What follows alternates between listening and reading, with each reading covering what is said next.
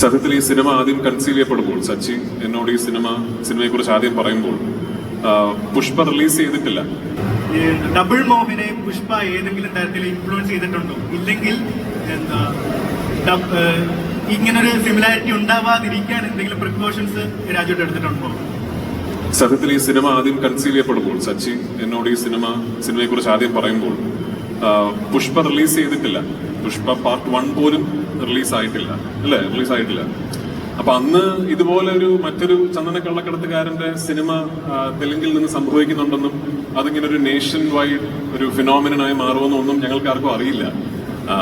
നിർഭാഗ്യവശാൽ ഇതിന്റെ ഒരു യാത്രയുടെ പര്യവസാനം ഈ വിലായത്ത് ബുദ്ധയുടെ ഷൂട്ടിംഗ് തീരാറായപ്പോ പുഷ്പ 1ഉം 2ഉം റിലീസായി. പുഷ്പ എന്ന് പറയുന്ന ക്യാരക്ടർ ഇന്ത്യ എമ്പാടും ഒരു വലിയ റേജായി മാറിക്കഴിഞ്ഞു. അപ്പൊ അത് ഞങ്ങൾ അക്നോളജ് ചെയ്യുക മാത്രമാണ് ചെയ്തിട്ടുള്ളത്. അതായത് സ്വാഭാവികമായിട്ടും വിലായത്ത് ബുദ്ധ എന്ന് പറയുന്ന ഒരു പുസ്തകത്തെ കുറിച്ച് അറിവില്ലാത്തവർ ഇതിന്റെ ഒരു ടീസറോ ട്രെയിലറോ കാണുമ്പോൾ ഇത് പുഷ്പ പോലെയാണോ എന്ന് അവർക്ക് തോന്നും.